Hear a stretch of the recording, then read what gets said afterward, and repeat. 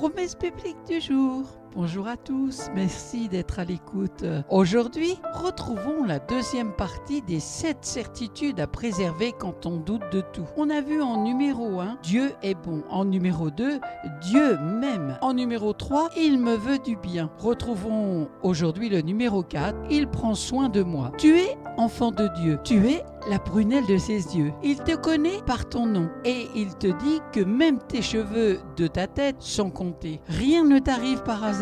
Ne laisse pas le diable te faire penser que tu es le produit du hasard. Peu importe les circonstances de ta naissance, que tes géniteurs aient voulu de toi ou non, peu importe les circonstances dans lesquelles tu te trouves actuellement. Dieu veut prendre soin de toi. Il a ton nom écrit dans la paume de sa main. Comment pourrait-il l'oublier? Un jour, j'ai entendu par 2 fois Dieu m'appeler de façon audible par mon nom. Je ne veux juste pas décrire ce que j'ai pu ressentir. Savoir que parmi plus de 7 milliards de personnes sur Terre, Dieu me connaît et m'appelle par mon nom. C'est un sentiment indescriptible. Sache que Dieu te connaît aussi. Et il veut avoir cette relation intime et personnelle avec toi, au sein de laquelle il pourra réellement prendre soin de toi, comme il s'impatiente de le faire. Oui, Dieu t'aime. Il veut être un père pour toi.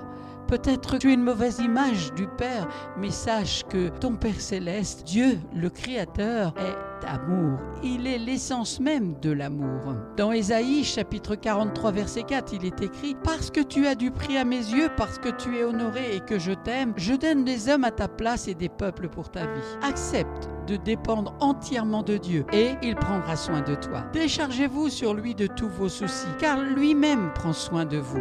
Dans 1 Pierre chapitre 5, verset 7. La 5e certitude, c'est « Il fait tout concourir à notre bien ». Il y a ce verset que j'aime bien lire, relire et méditer quand tout va mal autour de moi. C'est dans Romains chapitre 8, verset 28. Nous savons du reste que les intentions bienveillantes de Dieu sont à l'origine de tout ce qui nous arrive. Dieu fait concourir toutes choses au bien de ceux qui l'aiment. Alléluia. Les intentions bienveillantes de Dieu sont à l'origine de tout ce qui m'arrive. Pourquoi me laisserais-je alors engloutir par le désespoir? L'issue de cette situation, c'est la gloire. Ton épreuve d'aujourd'hui, ta douleur de cet instant, même deviendra ton témoignage. Parce qu'assurément, Dieu fait tout concourir à ton bien. Ton rôle dans tout ça, aimer Dieu. Tant que tu l'aimes et même au sein de cette situation de manque, de solitude, de rejet dans cette persécution, tant que tu continues de l'aimer et que tu ne laisses pas cette situation avoir raison de ta relation et de ton intimité avec Dieu, il la change en bien pour toi. En effet, la Bible ne dit pas qu'il fait concourir toutes choses au bien de ceux qui l'aimaient, quand tout allait bien, bien sûr,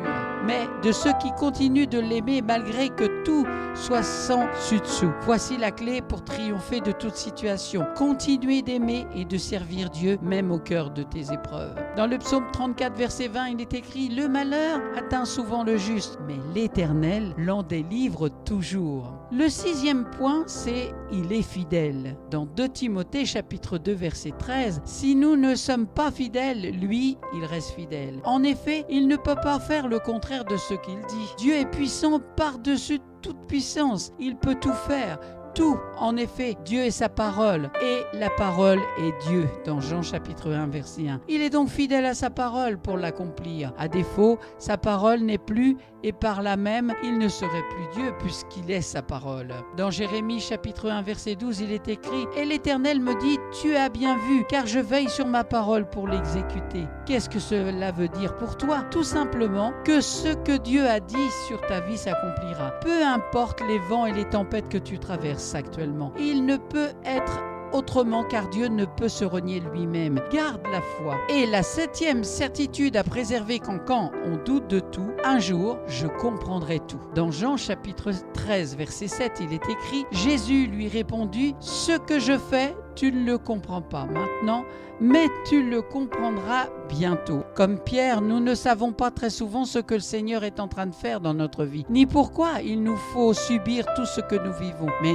une certitude, Dieu lui sait ce qu'il fait, et même si nous ne le comprenons pas maintenant, un jour, nous comprendrons tout. En ce jour, nous n'aurons juste pas assez de mots pour lui dire merci. Voilà la clé qui me fait triompher de toutes les situations pénibles qu'il m'arrive de vivre de temps à autre. Tu peux l'essayer aussi, tu m'en donneras des nouvelles. Sur ce, je vous laisse, je vous dis merci d'avoir pris du temps pour écouter Promesse biblique du jour et je vous dis bonne continuation, bonne méditation de la parole de Dieu, bon courage et à très bientôt.